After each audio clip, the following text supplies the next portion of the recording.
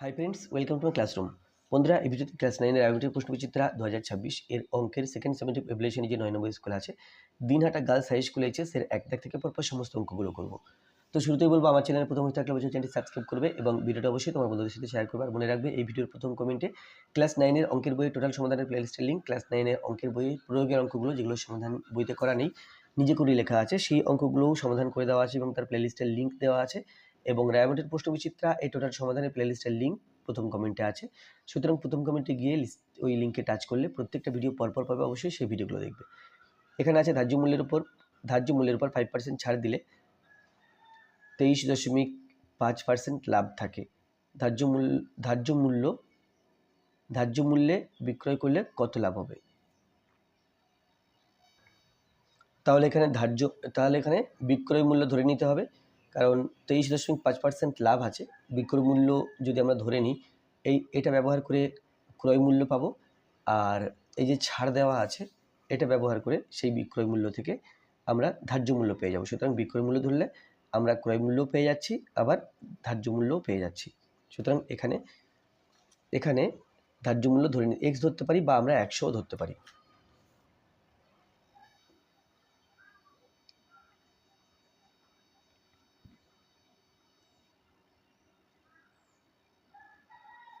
মনে করি বিক্রয় মূল্য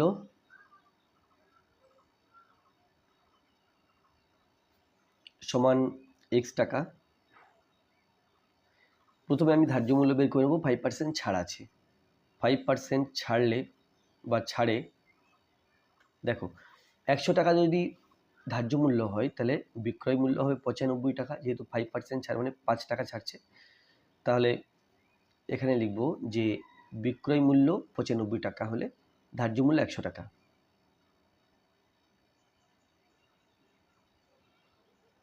বিক্রয় মূল্য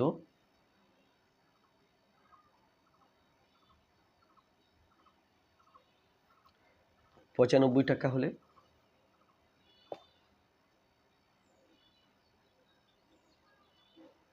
ধার্য মূল্য সমান 100 টাকা। বিক্রয় মূল্য 1 টাকা হলে ধার্য মূল্য সমান 100/95 টাকা। আর বিক্রয় মূল্য x টাকা হলে ধার্য মূল্য সমান 100 × x/95। যদি 5 দিয়ে কাটাকুটি করি, 5 × 95 আর 5 × 20 100 সমান 20x/19 টাকা। এটা পেলাম ধার্য মূল্য। এরপরে 23.5% লাভ আছে, ওখান থেকে ক্রয় মূল্য পাবো।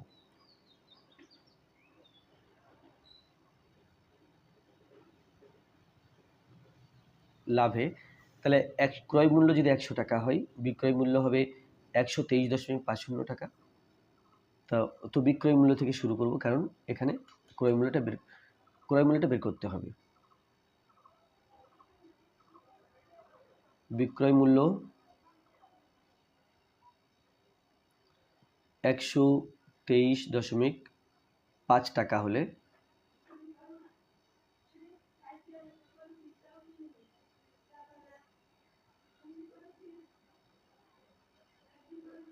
ক্রয় মূল্য সমান 100 টাকা। বিক্রয় মূল্য 1 টাকা হলে ক্রয় মূল্য সমান 100/123.5 টাকা। আর বিক্রয় মূল্য যদি x টাকা হয়, তাহলে ক্রয় মূল্য হবে 100 × x/123.5। আমি দশমিকটা দিলাম না, তার পরিবর্তে উপরে একটা 10 দিয়েছি।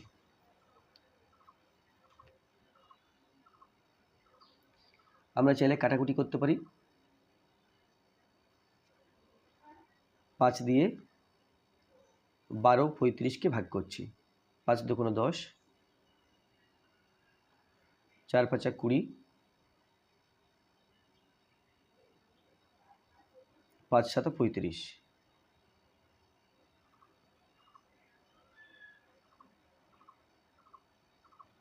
সমান 100 এর ডবল 200, 200x/247। এটা ক্রয় মূল্য। আর আচ্ছা, এটা ক্রয় মূল্য পেলাম। এবার দেখো, এখানে ধার্য মূল্যে বিক্রয় করলে, মানে আমি এখানে ধার্য মূল্য পেয়েছি এটা, আর ক্রয় মূল্য পেয়েছি এটা, এই দুটো। তাহলে ক্রয় মূল্য এত। এবার বলছে যে ধার্য মূল্যটা যদি বিক্রয় মূল্য হতো, অর্থাৎ এই টাকায় কিনে এই টাকায় যদি বিক্রি করা হতো, তাহলে কত লাভ হতো। তাহলে লিখবো ধার্য মূল্যে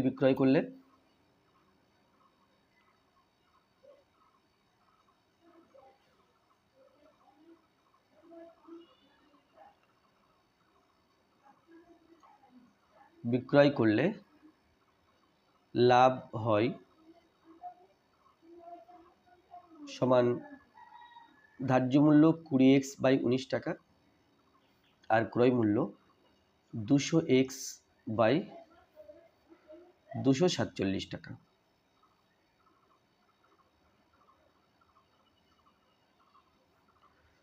তাহলে 247কে 19 দিয়ে ভাগ করে দেখি কত আসছে।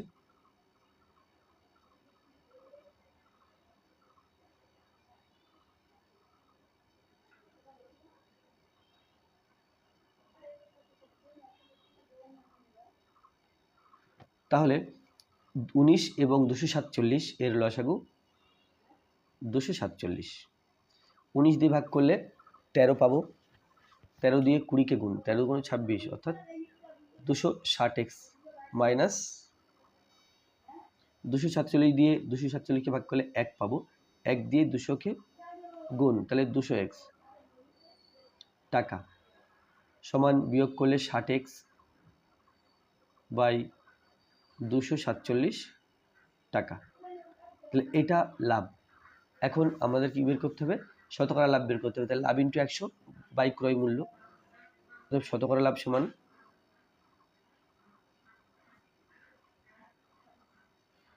লাভ ইন্টু 100 বাই ক্রয় মূল্য সমান লাভ হয়েছে এটা 60x/247 ইন্টু 100, আর নিচে থাকছে ক্রয় মূল্য, অর্থাৎ এই মূল্যটা 200x/247। তাহলে এটাকে সরল করতে হবে। 60x/247 ইন্টু 100 ইন্টু 247/200x, কেটে দিলাম, x কেটে দিলাম, এটা কেটে 2, এটা কেটে 30, তাহলে সমান 30 টাকা। তাহলে এখানে প্রশ্ন যে ধার্য মূল্যে বিক্রয় করলে কত লাভ হবে, অর্থাৎ 30% লাভ হবে। অতএব ধার্য মূল্যে বিক্রয় করলে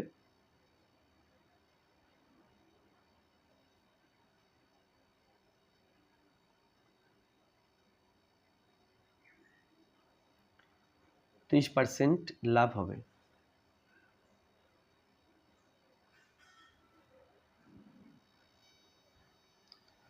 কোন বৃত্তের কেন্দ্র, মূলবিন্দু এবং পরিধিস্থ একটি বিন্দু -5, 12 হলে বৃত্তটির ব্যাস কত হবে? তাহলে ব্যাস এই মূল বিন্দু থেকে -5, 12 বিন্দুর দূরত্ব বের করতে হবে।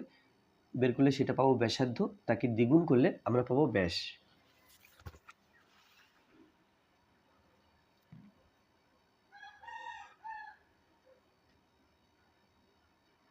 মূল বিন্দুর স্থানাঙ্ক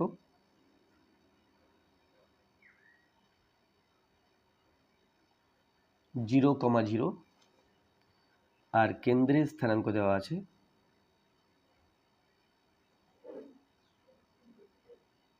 -5, তাহলে কেন্দ্রের স্থানাঙ্ক দেওয়া আছে -5, 12। এই দুই বিন্দুর মধ্যে দূরত্ব, ইহাদের মধ্যে দূরত্ব সমান রুট এটা মাইনাস এটা, মানে x1 - x2 whole square plus y1 - y2 whole square. তাহলে 0 -5, 0 -5 whole square plus 0 -12 whole square একক সমান রুট এটা হলো 5 স্কয়ার, এটা -12 স্কয়ার 5 5 25 মাইনাস মাইনাসে প্লাস 12 12 144 একক, 169 একক সমান 13 একক। অতএব ব্যাস 13 ইন্টু 2 একক সমান 26 একক। একটি সমবাহু ত্রিভুজের ক্ষেত্রফল, পরিসীমা এবং উচ্চতা যথাক্রমে এএস এবং এইচ, তাহলে 2a বাই এসএইচ এর মান কত হবে? তাহলে সমবাহু ত্রিভুজের ক্ষেত্রফল দেওয়া আছে, পরিসীমা দেওয়া আছে, আর উচ্চতা দেওয়া আছে। আমরা সমবাহু ত্রিভুজটি বাহুর দৈর্ঘ্য ধরে নেব।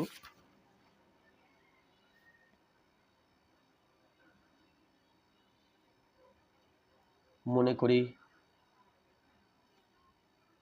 ত্রিভুজটির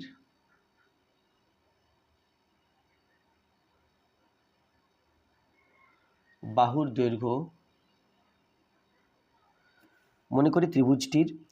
দৈর্ঘ্য, এক্স একক।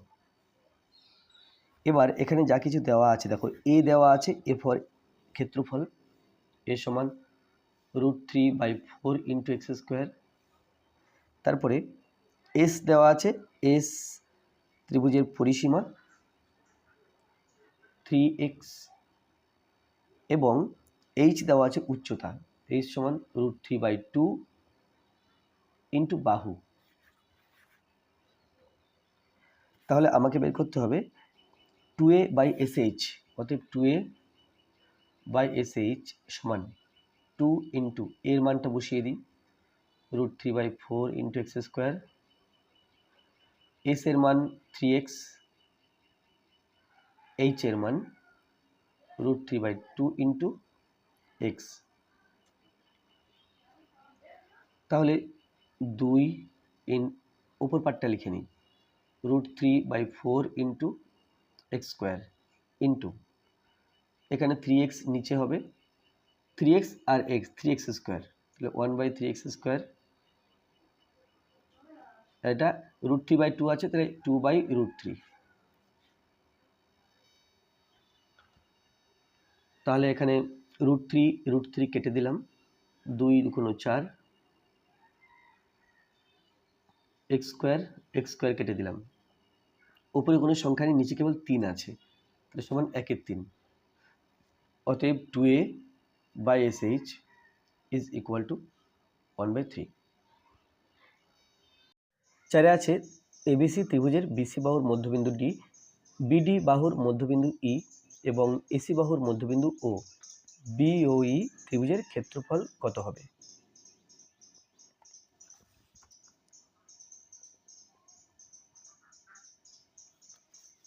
এখানে আছে এবিসি ত্রিভুজ, ত্রিভুজের কোনো ধরন বলা নেই, সেই জন্য আমরা যে কোনো ধরনের ত্রিভুজ এখানে আঁকতে পারি। এ বি সি, এবিসি ত্রিভুজ, এর বিসি বাহুর মধ্যবিন্দু ডি, এটা বিসি বাহু, এর মধ্যবিন্দু ডি। তারপরে বিডি বাহুর, আচ্ছা বিসি বাহুর মধ্যবিন্দু ডি, বিডি বাহুর মধ্যবিন্দু ই, বিডি বাহুর মধ্যবিন্দু এখানে, এটা ই। তারপরে আছে এই এর মধ্যবিন্দু, এই এর মধ্যবিন্দু ও, এই, তাহলে এই যুক্ত করে দেব, এর মধ্যবিন্দু আছে ও। তাহলে আমাকে এখন বিওই ত্রিভুজের ক্ষেত্রফল বের করতে হবে, বিওই এর ক্ষেত্রফল বের করতে হবে। তো এর ক্ষেত্রফলটা এবিসি ত্রিভুজের সাপেক্ষে বের করতে হবে। তো এখানে আমরা আরেকটা কাজ করব, এ বিন্দুর সাথে ডি বিন্দু যুক্ত করে দেব। তাহলে দেখো, বিসি এর মধ্যবিন্দু ডি, তাহলে এডি মধ্যমা, বিডি এর মধ্যবিন্দু ই, তাহলে এই ত্রিভুজের এই মধ্যমা, আবার এই এর মধ্যবিন্দু ও, তাহলে এই ছোট্ট ত্রিভুজের এটা মধ্যমা। তাহলে মধ্যমা আমরা জানি ত্রিভুজকে সমান ক্ষেত্রফল বিশিষ্ট দুটি ত্রিভুজে ভাগ করে। সুতরাং এ বি সি ত্রিভুজের মধ্যমা যেহেতু এডি, তাহলে এই সাইডের ত্রিভুজের ক্ষেত্রফল এই সাইডের ত্রিভুজের ক্ষেত্রফল পরপর সমান হবে। তাহলে এ বি ডি অর্থাৎ বাঁ দিকের ত্রিভুজটার ক্ষেত্রফল সমগ্র ত্রিভুজের হাফ। একই রকমভাবে যদি আমরা এই পার্টটা নিই, এটা মধ্যবিন্দু, তাহলে এর ক্ষেত্রফল এবিডি এর হাফ। একই রকমভাবে এর ক্ষেত্রফল এ বি ই এর হাফ। তাহলে আমি স্টার্ট করব এইখান থেকে, বি ও ই। আমি এ বি ই ত্রিভুজ নেব, ত্রিভুজ এ বি এর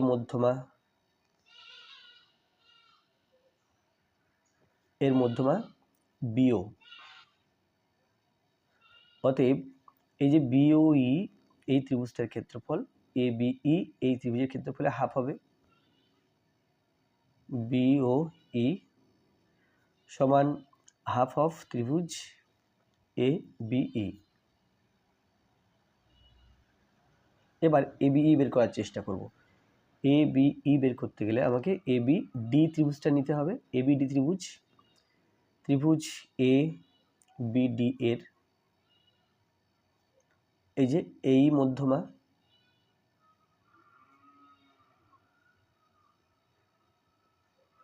অতএব এ বি ই সমান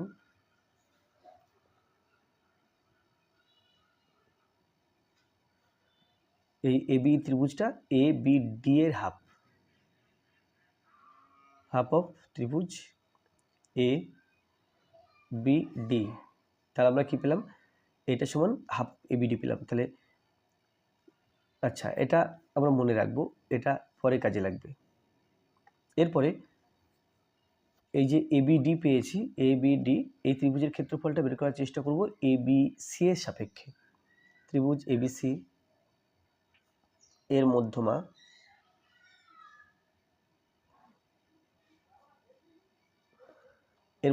এডি। তাহলে আমরা বলতে পারি ত্রিভুজ এ বি ডি সমান 1-2 ত্রিভুজ এ বি সি। তাহলে আমি এখান থেকে স্টার্ট করব।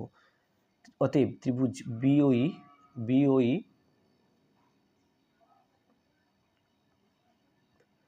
সমান ছিল 1-2 ত্রিভুজ এবিই সমান 1-2টা দিয়ে নিলাম। ত্রিভুজ এবিই, দেখো এবিই সমান 1-2 ত্রিভুজ এবিডি।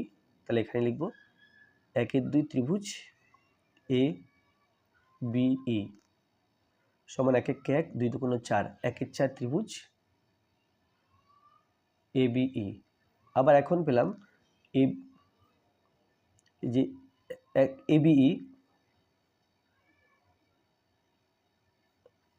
1-2 ত্রিভুজ এবিডি, আচ্ছা এটা ডি ছিল, এবিডি।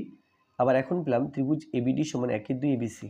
তাহলে এই যে 1-4 লিখে নিলাম, এবিডি জায়গাতে 1-2 ত্রিভুজ এ বিসি লিখে দিলাম।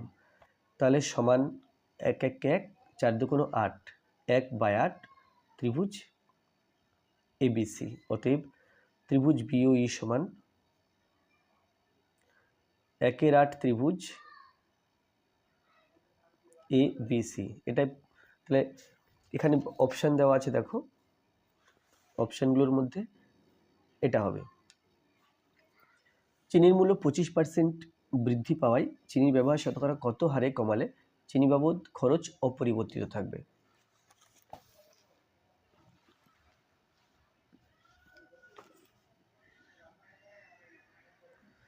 তাহলে চিনির মূল্য বেড়ে গেছে 25%। 25% বাড়লে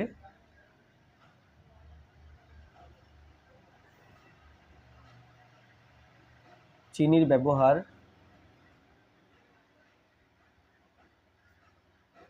পূর্বে 100 টাকা থাকে, পূর্বে মানে আগে 100 টাকা থাকলে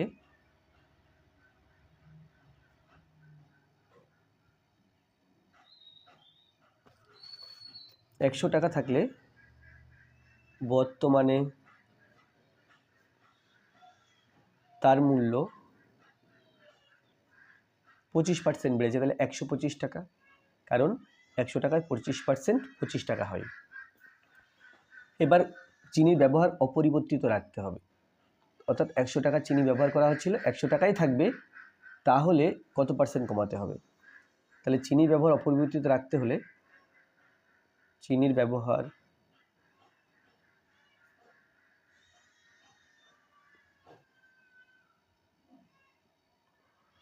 অপরিবর্তিত রাখতে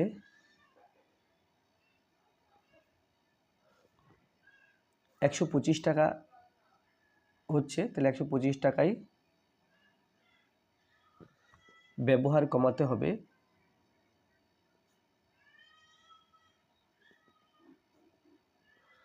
আমাকে 100 টাকা রাখতে হবে, কিন্তু 125 টাকা হয়েছে, তাহলে 125 টাকার মধ্যে আমাকে 25 টাকা ব্যবহার কমাতে হবে।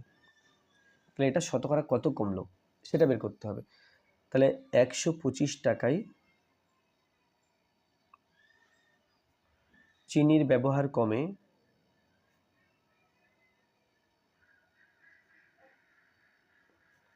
25 টাকা, তাহলে 100 টাকায় কত কমে সেটা বের করা এখানে প্রয়োজন।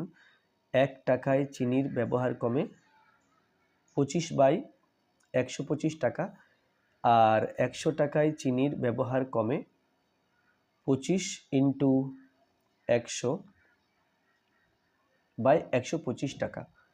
25 দিয়ে কাটাকুটি করলে 5 25 100, আর 5 20 100, তাহলে এটা 20 টাকা। তাহলে অতএব চিনির ব্যবহার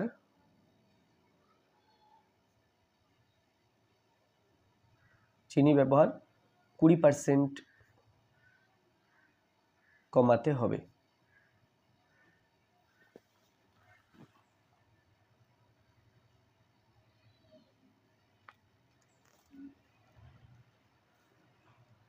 এবিসি ত্রিভুজের বি ও সি এর মধ্যমা জি বিন্দুতে ছেদ করে। এবিসি ত্রিভুজের বি ও সি এর মধ্যবিন্দু জি বিন্দু ছেদ করে, মধ্যমা জি বিন্দুতে ছেদ করে। পি ও কিউ যথাক্রমে বিজি ও সি জি এর মধ্যবিন্দু পি কিউ সমান 3 সেন্টিমিটার হলে বিজি এর বিসি এর দৈর্ঘ্য নির্ণয় করো।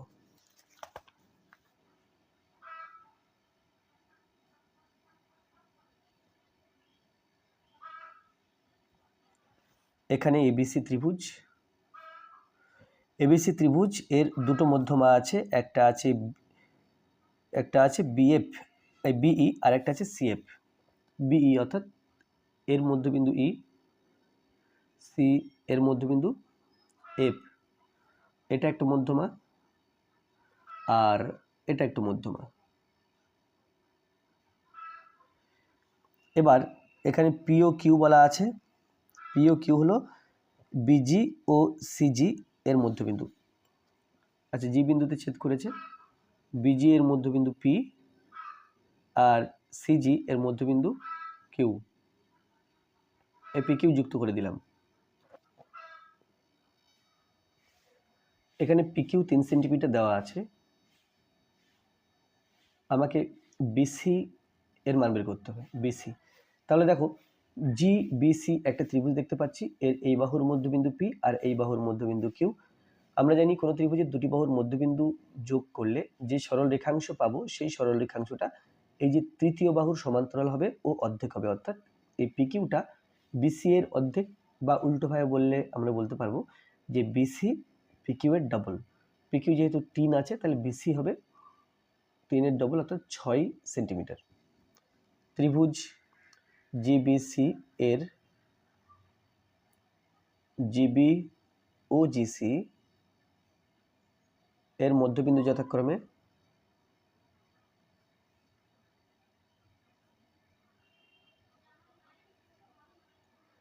যথাক্রমে P O Q. P O Q মধ্যবিন্দু, অতএব পি কিউ সমান হাফ বিসি, বা বিসি সমান 2 পি কিউ সমান 2 ইন্টু 3 সেন্টিমিটার, এটা is equal two 6 centimetre.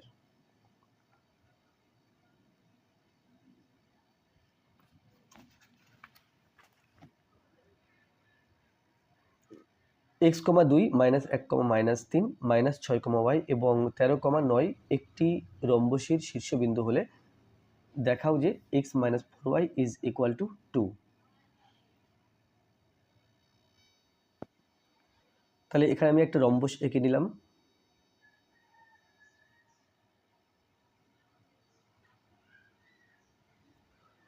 A B C D শীর্ষবিন্দুগুলোর স্থানাঙ্ক আমি এখানে লিখছি, x 2, তারপরে আছে -1 -3, এখানে -6y, আর এখানে আছে 13,9। এবার যদি এই কর্ণ টেনে দিই, আমরা জানি রম্বসের কর্ণ দুটি পরস্পরকে সমকোণে সমদ্বিখণ্ডিত করে। আমার সমকোণ দরকার নেই, বাট সমদ্বিখণ্ডিত করে এই তথ্যটা দরকার। তাহলে এই যে ছেদবিন্দু আছে ও নাম দিলাম, তাহলে এই ছেদবিন্দুর স্থানাঙ্ক আমরা দুইভাবে বের করতে পারি, একটা এসি এর মধ্যবিন্দু ও সেই হিসাবে, আর একটা বিডি এর মধ্যবিন্দু ও সেই হিসাবে। তাহলে প্রথমে লিখব এসি এর মধ্যবিন্দু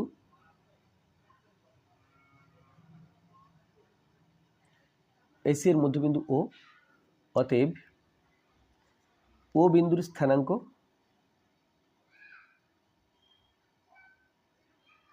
দেখো, এখানে এক্স স্থানাঙ্ক এক্স, এখানে 6 -6, তাহলে হবে এক্স -6/2, কমা এখানে 2 আর এখানে ওয়াই, তাহলে ওয়াই আর 2 যোগ করতে হবে, ওয়াই +2/2 এটা।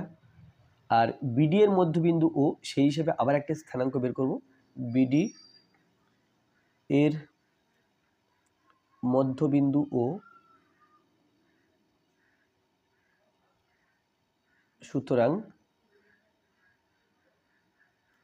ও বিন্দুর স্থানাঙ্ক, দেখো এখানে ও বিন্দুর স্থানাঙ্ক বিডি দিয়ে কিভাবে বের করতে পারবো, এর এক্স স্থানাঙ্ক, এর এক্স স্থানাঙ্ক, এর এক্স স্থানাঙ্ক, এর এক্স স্থানাঙ্ক পরপর যোগ করে 2 দিয়ে ভাগ। তাহলে এখানে আছে 13, আর এখানে আছে -1, 13 আর -1, তাহলে 13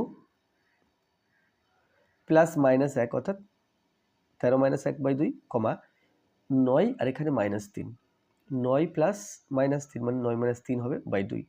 তাহলে এটা হবে 13 থেকে 1 বিয়োগ করলে 12, 12/2 অর্থাৎ 6, 6 × 2 = 12, আর এটা বিয়োগ করলে 6, 6 থেকে 2, 6কে 2 দিয়ে ভাগ করলে 3। তাহলে এই দুটি স্থানাঙ্ক তো সেম, তো আমরা লিখতে পারি এটা সমান 6 আর এটা সমান 3। প্রশ্নানুসারে x - 6/2 এটা সমান 6।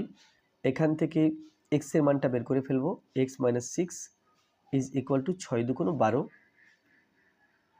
বা x = 12 + 6, আর এটা = 18। এবার এই পার্টটা সমান 3 লিখব, y + 2/2 = 3,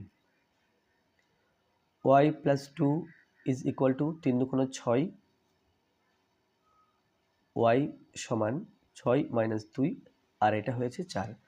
এখন আমাকে যে মানটা বের করতে হবে, x - 4y, এটা সমান 2 দেখাতে হবে। x এর মান বসিয়ে দেব 18, y এর মান বসিয়ে দেব 4, 18 - 4 × 4 = 16, এটা = 2। অতএব x - 4y এটা সমান 2। প্রমাণ করা হয়ে গেল, তাহলে লিখব প্রুভড বা প্রমাণিত। একটি আয়তক্ষেত্রের কর্ণের দৈর্ঘ্য 17 সেন্টিমিটার ও পরিসীমা 46 সেন্টিমিটার, তার ক্ষেত্রফল কত?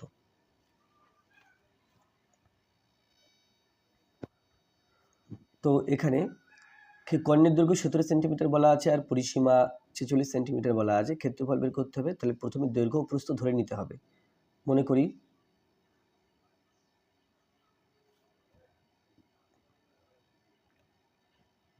আয়তক্ষেত্রটির দৈর্ঘ্য a সেন্টিমিটার ও প্রস্থ b সেন্টিমিটার। অতএব কর্ণের দৈর্ঘ্য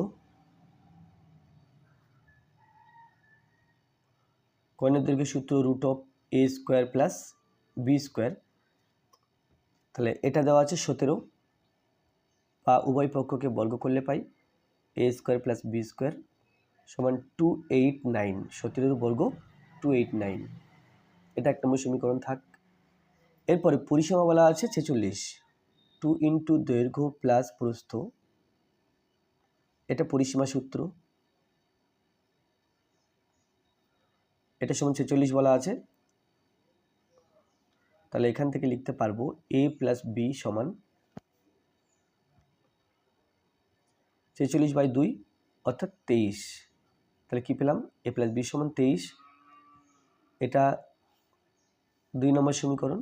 আমাকে বের করতে হবে ক্ষেত্রফল। ক্ষেত্রফলের সূত্র দৈর্ঘ্য ইন্টু প্রস্থ অর্থাৎ এবি, এর মান বের করতে হবে। এ স্কোয়ার প্লাস বি স্কোয়ার জানা আছে, এ প্লাস বি জানা আছে, এ বির মান বের করতে হবে। তাহলে আমি এখান থেকে শুরু করব। এ স্কোয়ার প্লাস বি স্কোয়ার, এটা সমান 289। এখন এ স্কোয়ার প্লাস বি স্কোয়ারের সূত্র আছে, আমরা জানি A square plus B square সমান A plus B whole square minus 2ab, আরেকটা আছে A minus B whole square plus 2ab। তাহলে দেখো আমাকে এই প্লাসের মানটা দেওয়া আছে, তাহলে এটা ব্যবহার করব, এটা ব্যবহার করব না, প্রথমটা ব্যবহার করব। A plus B whole square minus 2ab, এটা is equal to 289। A plus B এর মান 23, তাহলে এখানে 23 বসালাম, minus 2ab is equal to 289। এখন 23-এর বর্গ করতে হবে, অর্থাৎ 23 ইন্টু 23, 3 3 9, 3 2 6, 3 2 6, 2 2 4, 9, 6 আর 6 12, 2 হাতে 1, 5, 5 2 9 মাইনাস 2ab সমান 289।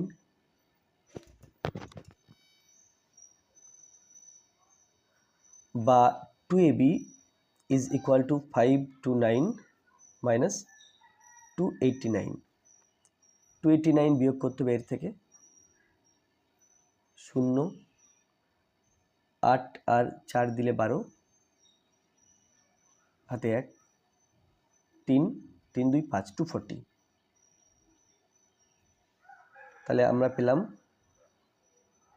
2ab সমান 240, বা ab ইজ ইকুয়াল টু 240/2, বা ab ইজ ইকুয়াল টু 2-এর হাফ 1, 4-এর হাফ 2, 0-এর হাফ 0, তাহলে 120।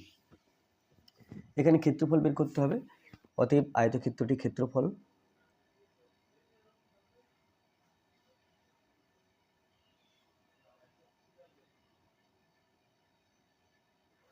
আয়তক্ষেত্রটির ক্ষেত্রফল 120 বর্গ সেমি।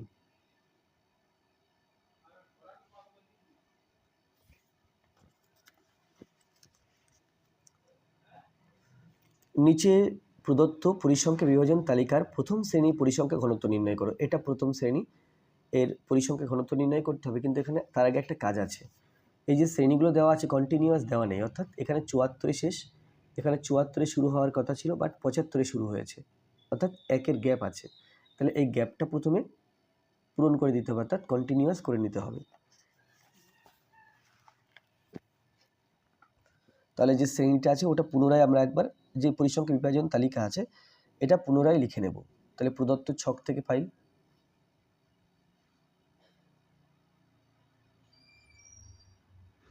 কি পাই?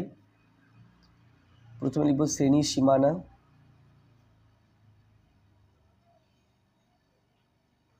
আর এখানে লিখব পরিসংখ্যা।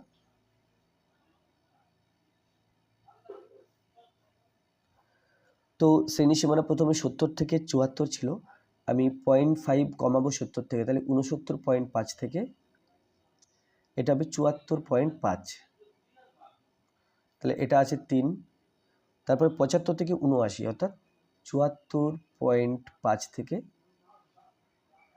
79.5, এটা আছে 4।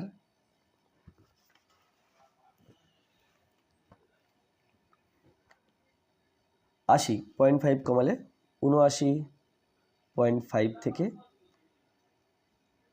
84.5, এটা আছে 5, আর 84.5 থেকে 98.5 এটা আছে 8।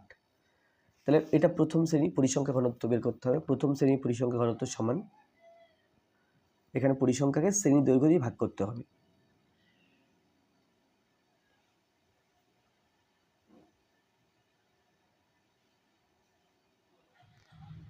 পরিসংখ্যা ঘনত্ব সমান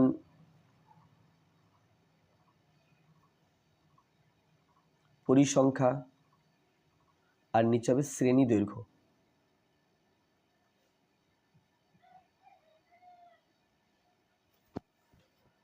এখানে পরিসংখ্যা আছে 3 আর শ্রেণী দৈর্ঘ্য, এর থেকে এটা বিয়োগ করব 74.5 থেকে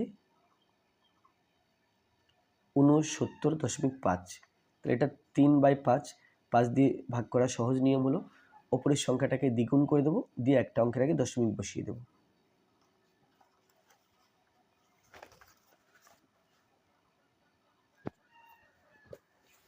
যে কোনো একটি প্রশ্নের উত্তর দাও। জয়ন্ত বাবু একটি টেলিভিশন 10% লাভে বিক্রি করেন। যদি ক্রয় মূল্য 10% কম হতো এবং বিক্রয় মূল্য 180 টাকা কম হতো, তাহলে জয়ন্ত বাবুর 20% লাভ হতো। টেলিভিশনটির ক্রয় মূল্য কত তা হিসাব করো।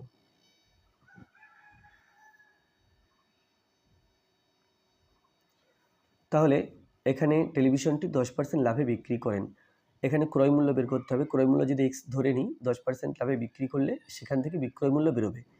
এরপরে দেখো, যদি ক্রয় মূল্য 10% কম হতো এবং বিক্রয় মূল্য 180 টাকা কম হতো, তাহলে জয়ন্তবাবুর 20% লাভ হতো। তো আমি এখানে কি করব, 10% কমলে ক্রয় মূল্য কত হয় বের করে নেব, এবং 20% লাভ হলে 10% কমলে ক্রয় মূল্য কত হয় বের করে নেব, এবং 20% লাভ হলে বিক্রয় মূল্য কত হয় বের করে নেব। আগের বিক্রয় মূল্য থেকে পরের বিক্রয় মূল্যটা 180 টাকা কম হবে।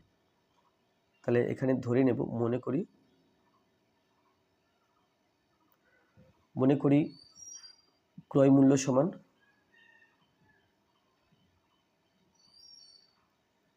x টাকা। এবার 10% লাভ হয়েছে, 10% লাভে ক্রয় মূল্য 100 টাকা হলে বিক্রয় মূল্য 110 টাকা হয়।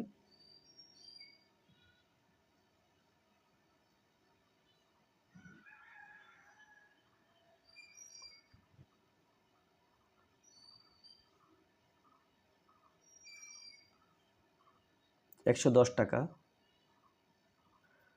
ক্রয় মূল্য 1 টাকা হলে বিক্রয় মূল্য সমান 110/100 টাকা।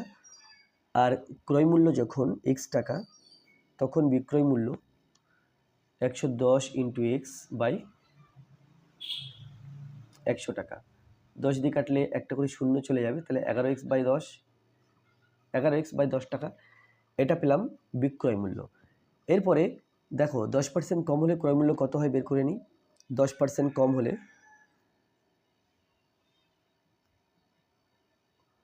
ক্রয় মূল্য হয়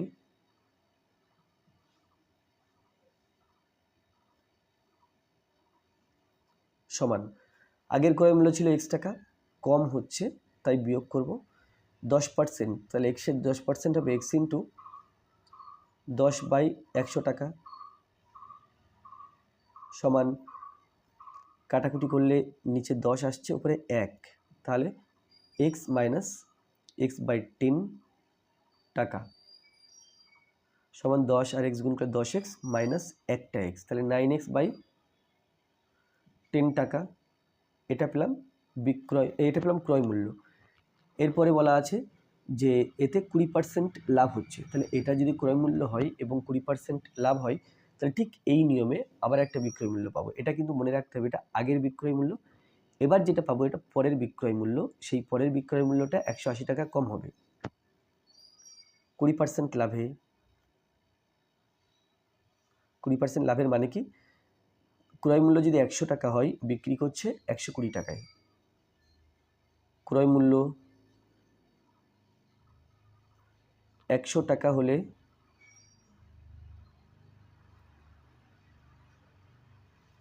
বিক্রয় মূল্য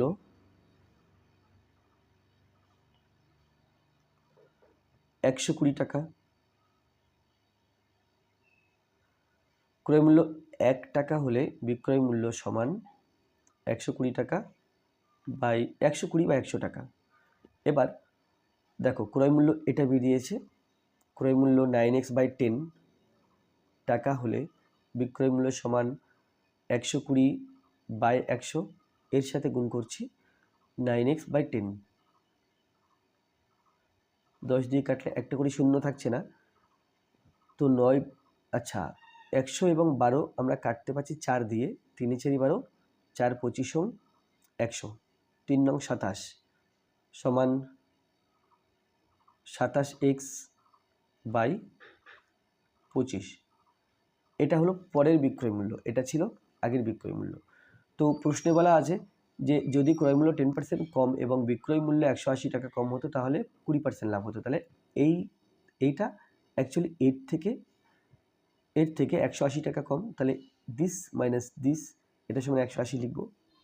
তাহলে লিখব প্রশ্ন অনুসারে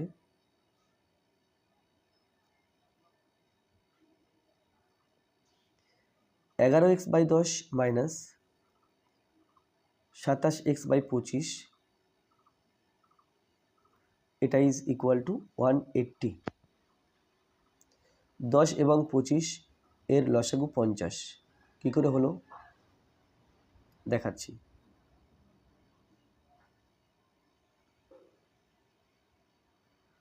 5 10 5 2 10, 5 10 50,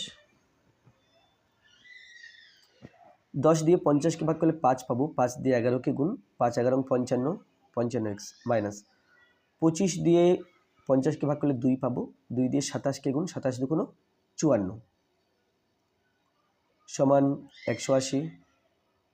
55 থেকে 54 বিয়োগ করলে একটা x/50 সমান 180, বা এখান থেকে x is equal two 180 into 50।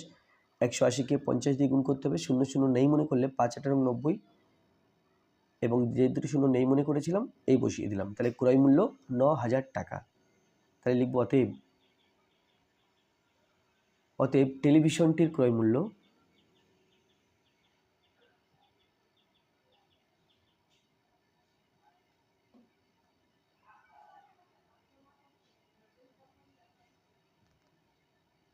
টেলিভিশনটির ক্রয় মূল্য 9000 টাকা।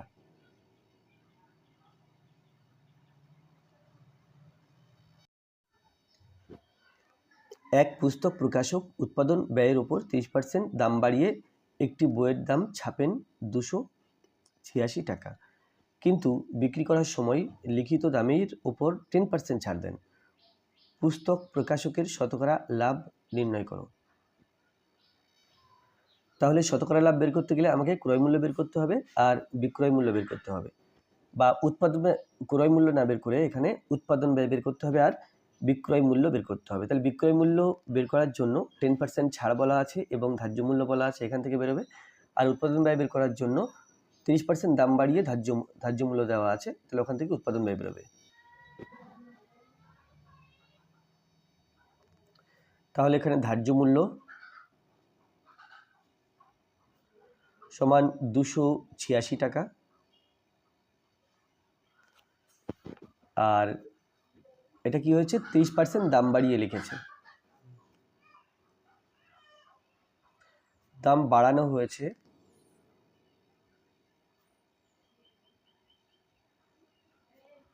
30%।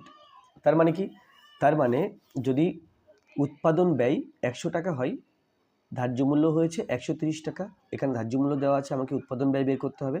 সেই জন্য বাক্যটাকে সাজাবো যেন উৎপাদন ব্যয়টা ডান দিকে থাকে। তাহলে লিখব কি, যে অর্থাৎ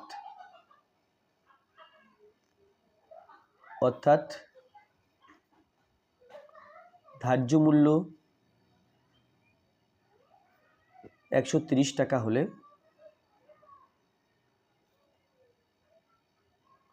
উৎপাদন ব্যয়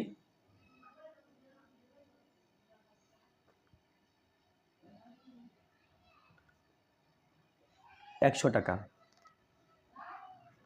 ধার্য মূল্য 1 টাকা হলে উৎপাদন ব্যয় 100/10।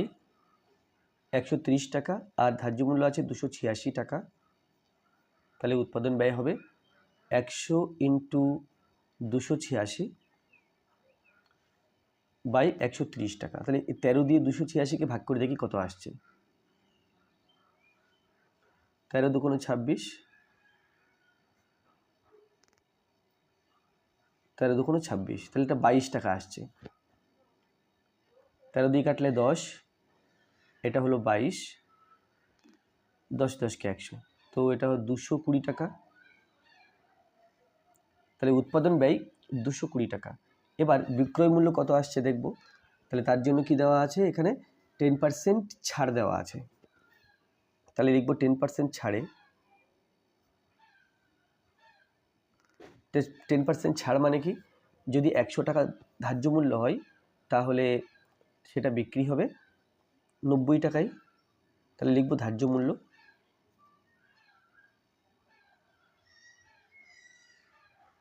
ধার্য মূল্য 100 টাকা হলে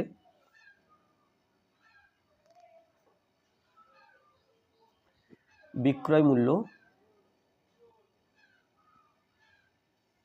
আমি যেহেতু বিক্রয় মূল্য বের করব সেজন্য বিক্রয় মূল্যটাকে ডান দিকে রাখছি, 90 টাকা। বিক্রয় মূল্য 90 টাকা। ধার্য মূল্য 1 টাকা হলে বিক্রয় মূল্য 90/100 টাকা, এবং ধার্য মূল্য আছে 286 টাকা। তাহলে বিক্রয় মূল্য কত হবে, 90 ইন্টু 286/100 টাকা হবে। 10 দিয়ে কাটলে 10 10কে 100, 9 10কে 90, 9 দিয়ে এই সংখ্যাটাকে গুণ করে 10 দিয়ে ভাগ, তাহলে এটা হবে 286, 9, 6 নং 54, 4 হাতে 5, 8 নং 72 আর 5, 77 7 হাতে 7, 9 দুগুণ 18, 19 20 21 22 23 24 25 সমান 25 74, 25 74/10 টাকা। এটা বেরিয়েছে বিক্রয় মূল্য, আর ক্রয় মূল্য ছিল এই যে 220 টাকা। তাহলে লাভ আমরা পেয়ে যাব। অতএব লাভ সমান, বা আমরা শতকরা লাভ লিখে ফেলি একেবারে, শতকরা লাভ, আচ্ছা শতকরাটা পরে লিখছি, আমি লাভ লিখে ফেলি। লাভ সমান 2574/10 মাইনাস 220 টাকা। 10 লসাগু, 10 দিয়ে 10কে ভাগ করলে 1 পাবো। 1 দিয়ে 25 74কে গুণ, এর নিচে 1 আছে, 1 দিয়ে 10কে ভাগ করলে আমরা পাবো 10, 10 দিয়ে 220কে গুণ করলে এটা হবে 2200 টাকা, সমান 2574 2200 473, তাহলে 374/10 টাকা। তাহলে এবার লিখব শতকরা লাভ। অতএব শতকরা লাভ সমান লাভ ইন্টু 100, আর নিচে হবে ক্রয় মূল্য।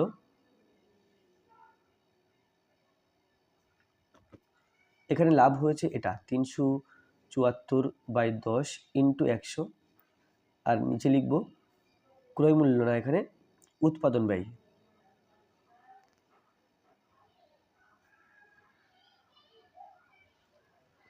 এখানে উৎপাদন ব্যয় বেরিয়েছিল 222 টাকা, 220 টাকা, সমান 374/10 ইন্টু 100 আর 1/220। তো 10 দিয়ে কাটাকুটি করলে একটা করে শূন্য চলে যাচ্ছে, এখানেও তাই একটা করে শূন্য থাকছে না। 374কে 11 দিয়ে ভাগ করব, 3 11 33, 4 11 44, 11 2 22, তাহলে এটা 34, 17 2 34 সমান 17 টাকা, 17 টাকা। অতএব পুস্তক প্রকাশকের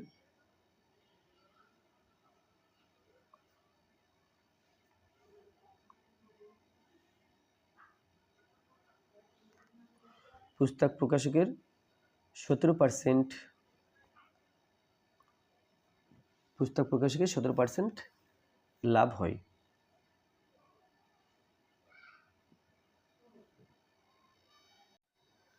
চারে আছে যে কোনো একটি প্রশ্নের উত্তর দাও। x/2 + y/3 - 8 তার whole square plus 5x/4 - 3y plus 3 তার হোল স্কয়ার সমান 0 অপনয়ন পদ্ধতিতে সমাধান করতে হবে।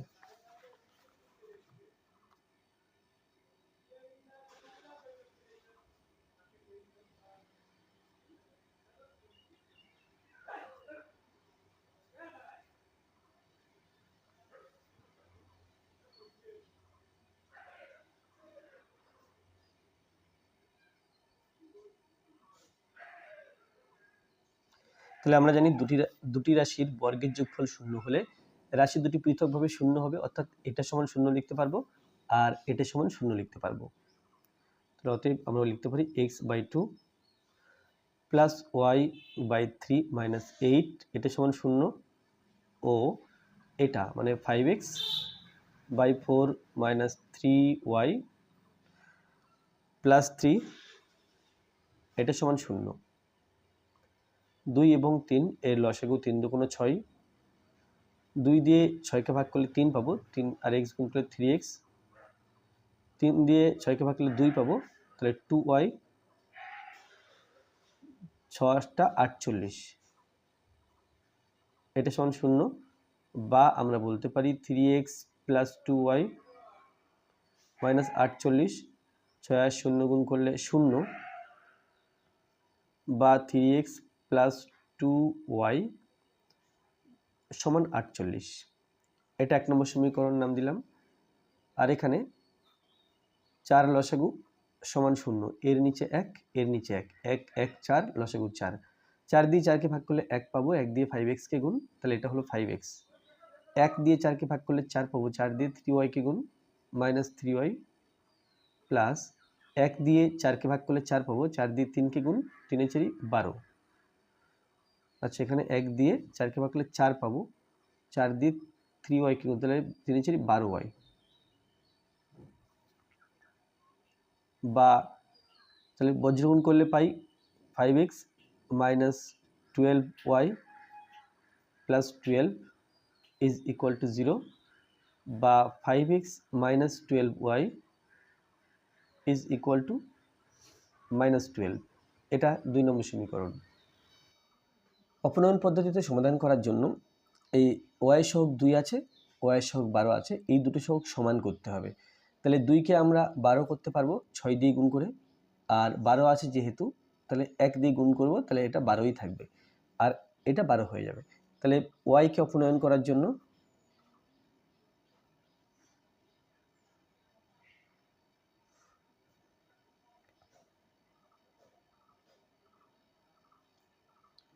এক ও 2 নম্বর সমীকরণকে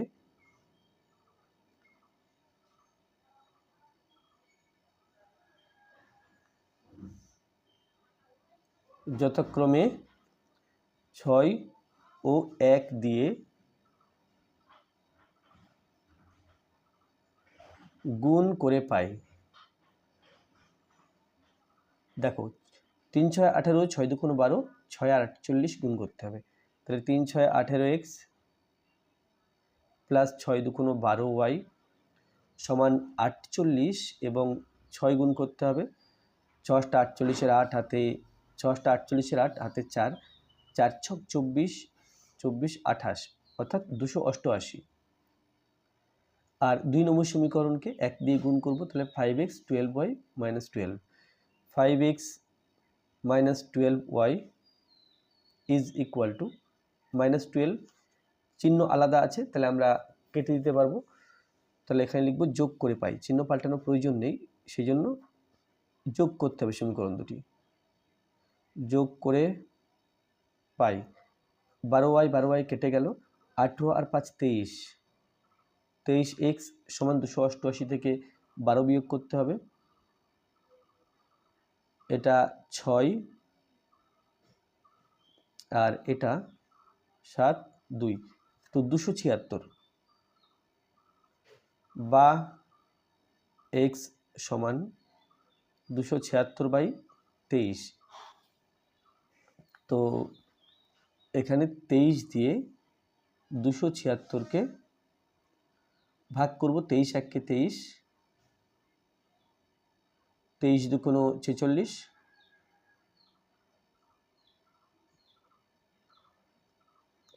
তাহলে কাটাকুটি করলে আমরা পাচ্ছি এই 12। তাহলে x সমান 12 পেলাম। এবার y এর মান পেতে আমরা 1 নম্বর সমীকরণে x এর মান আমরা বসাবো। তাহলে 1 নম্বর সমীকরণে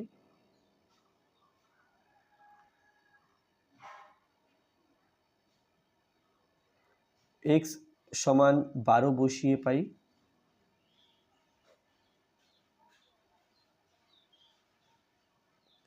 এটা 1 নম্বর সমীকরণ। 3x + 2y সমান 48, 3x + 2y সমান 48 বা 3 বারং 36 + 2y সমান 48 বা 2y সমান 48 - 36, আর এটা সমান 12 বা y সমান 12, নিচে আসবে 2, তাহলে 6।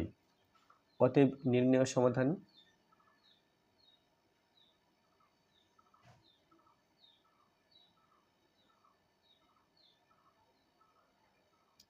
x সমান 12 ও y সমান 6। 2 জায়গায় আছে 2x + 3y সমান 5 আর 5x - 2y সমান 3। এটা পরিবর্ত পদ্ধতিতে সমাধান করতে হবে।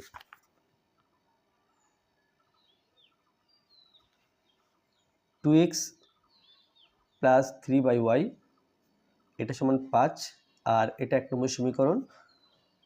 5x - 2y সমান 3, এটা 2 নম্বর সমীকরণ। তাহলে প্রথমে লিখবে 1 নম্বর সমীকরণ থেকে পাই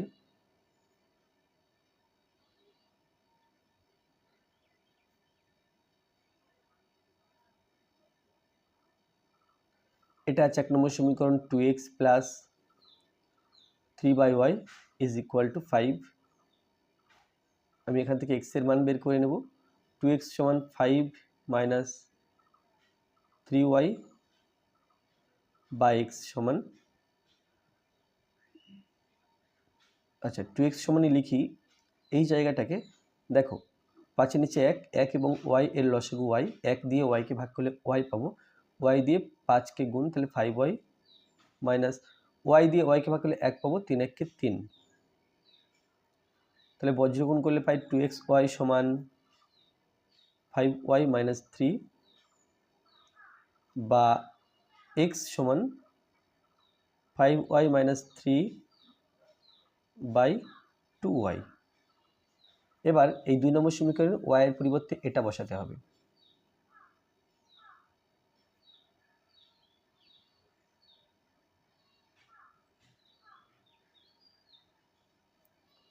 y এর পরিবর্তে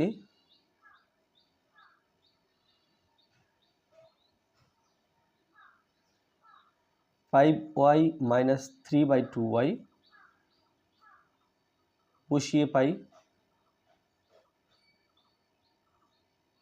তাহলে এখানে এই y এর জায়গা 2 নম্বর সমীকরণে x এর পরিবর্তে এটা বসাবো।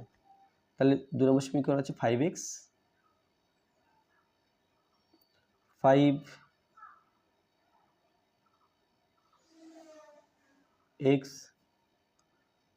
2y সমান 3, 5 5 25, y - 3 5 15 by 2y minus 2/y is equal to 3। 2y এবং y এর লসাগু 2y, 2y দিয়ে 2y কে ভাগ করলে 1 পাবো, 1 দিয়ে 25y - 15 কে গুণ করতে হবে, তাহলে পাবো 25y - 15 মাইনাস y দিয়ে 2y কে ভাগ করলে 2 পাবো, 2 দিয়ে 2 কে গুণ, 2 2 4, এটা সমান 3,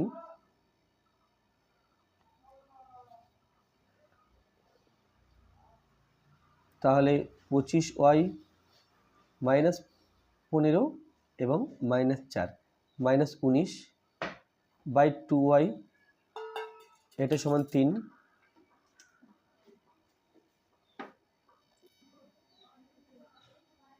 তাহলে 25y মাইনাস 19 সমান 3 দুগুণ 6, অর্থাৎ 6y, বা 25y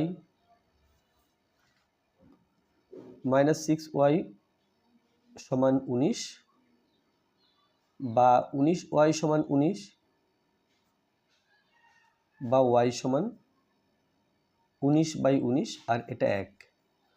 এবার এই y এর মান বেরিয়েছে, x এর মান বের করার জন্য এই যে 3 নম্বর সমীকরণটা ব্যবহার করব।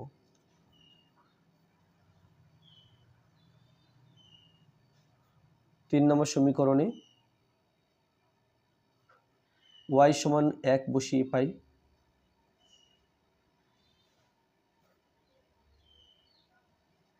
এটা 3 নম্বর সমীকরণ। x সমান 5y মাইনাস 3/2y, তাহলে এটা পাবো 5 একে 5, 3/2, 2/2, আর এটা ইজ ইকুয়াল টু 1। অতএব নির্ণয় সমাধান